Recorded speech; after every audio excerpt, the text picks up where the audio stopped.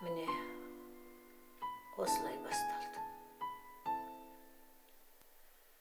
Мен қанша жалынсам да, олар мені ешқайсы да тыңдамады, естімеді де. Туған ұрпағыңнан қайыр болмағанына,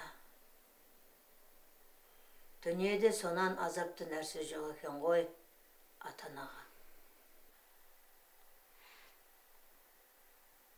Әлекең ше, ол неге араласып жүр? Білмеймін. Әлібек келді де өз үйімізден қуып шықты ғой.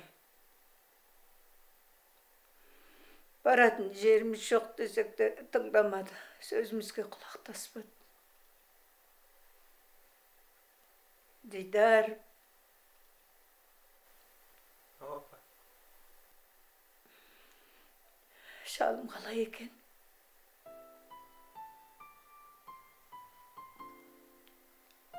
Жақсы апа.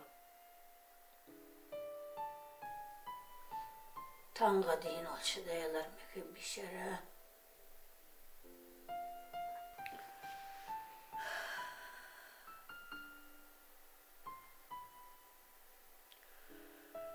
Оған тұрмысқа шыққаныма міне бақандай 50 жыл болыпты. Сол 50 жылдың ішінде оның қасынан бір тұтамда алысқа шығып көрмеппін. Қайтейін?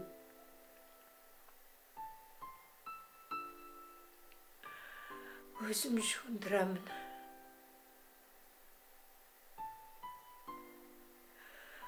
Өзім ұйықтатам. Әлгі медбикелердің